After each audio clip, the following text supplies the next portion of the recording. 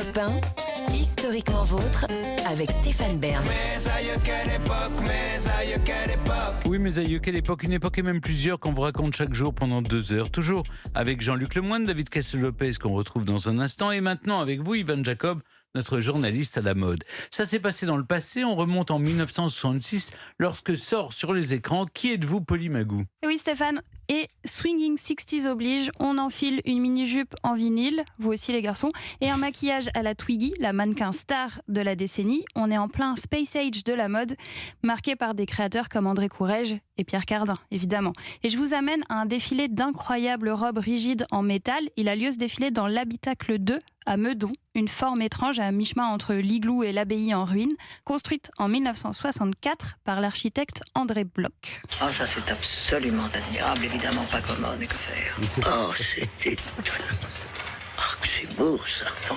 Ça c'est une beauté. Magnifique. Alors ce défilé, il a toute la recherche conceptuelle qui agite la mode dans les années 60 et pourtant ce n'est pas un vrai défilé. Il a été imaginé par le réalisateur William Klein pour son film Qui êtes-vous, Polly Magou? C'est donc un film dédié à la mode. Oui, Polly Magou raconte l'histoire d'une cover girl, ces filles qui atteignent la célébrité en posant en couverture des magazines, comme Twiggy donc, mais aussi comme Jean Shrimpton ou Peggy Moffitt. L'actrice qui interprète Polly s'appelle Dorothy McDowan, elle est la mannequin fétiche du réalisateur. Oui, parce que William Klein, il a été lui-même pendant plusieurs années un photographe de mode reconnu. C'est la vraie force du film. Son réalisateur connaît très bien le monde de la mode. Il le connaît si bien même qu'il a décidé de le quitter. Il a mis un terme à sa carrière et réalisé Polly Magou dans la foulée, un film potache et satirique sur l'univers de la mode, une enquête menée par 2 journalistes télé joués par Jean Rochefort et Philippe Noiret, tout jeunes tous les deux, un faux documentaire donc sur fond de contes de fées, puisque Polly vit une histoire d'amour fantasmée avec un prince, interprété par Sami Frey. Et j'en profite pour lui dire que je suis très amoureuse de lui si jamais il écoute. Mais donc c'est une parodie qui se moque du monde de la mode en somme. Ouais, et c'est vraiment très drôle. Tout le monde en prend pour son grade. Le créateur de mode totalement narcissique qui a plein de formules géniales. Il dit par exemple qu'il faut restructurer les structures. Le personnage fait évidemment penser à Paco Rabanne qui présente sa collection Manifeste en janvier 66. Collection dans laquelle il présente des robes futuristes qu'il définit lui-même comme totalement importables. Et puis à côté de lui, il y a la rédactrice de mode toute puissante qui terrorise tout le monde et qui fait comme ça l'éloge du designer. L'ingénieur du gêneur, le magicien des mollets, le géomètre des cuisses, l'architecte des reins, le grand metteur en scène du corps féminin, Isidore Ducasse, à récréer la femme. Voilà, mais au-delà de la blague, Polly Magou est aussi une véritable réflexion sur le milieu de la mode. Mais quelle question ça pose, par exemple? Et ben, le film est presque une dissertation sur cette question devenue depuis récurrente. La mode est-elle un art ou bien le règne du futile et de la vanité?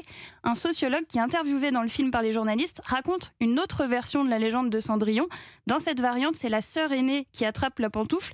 Son pied est trop grand, tant pis, sa mère lui dit de se couper l'orteil, ce qu'elle fait pour pouvoir le rentrer dans le soulier.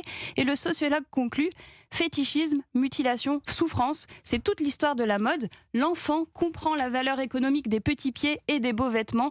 Grâce à eux, Cendrillon trouve l'amour et fait un beau mariage. Alors, il n'y a pas beaucoup de films qui parlent avec autant d'humour et d'intelligence de la mode. Il est aussi esthétiquement très beau parce que William Klein avait beaucoup de talent. C'est pour ça que le film est devenu culte. Klein est mort en septembre dernier, mais son film ne s'est pas du tout démodé. C'est l'un des préférés de Jean-Paul Gaultier, qui en a même diffusé un extrait lors de son défilé d'adieu en janvier 2020 au Théâtre du Châtelet. Et puis en janvier dernier, c'est une autre créatrice de mode qui a rendu hommage à son travail, Virginie Viard, la directrice artistique de la maison Chanel, qui a fait des clins d'œil appuyés à Polly Magou dans son dernier défilé. Ça fait beaucoup de bonnes raisons de le voir ou de le revoir. Et on Très peut le bien. voir sur des plateformes? Il est sur Arte en ce moment. D'accord. Ah oui, on peut le revoir sur Oui. arte.tv. Oui, Super. il est disponible en ce moment. Bah, merci beaucoup. Je vous en prie. Mes aïeux, quelle époque. Merci Ivan.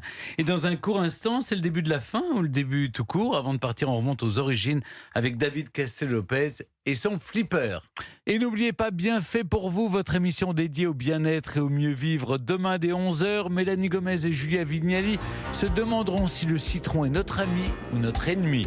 Bien fait pour vous, c'est tous les jours de 11h à midi sur Europe 1 et quand vous le voulez sur europe1.fr et l'appli Europe 1.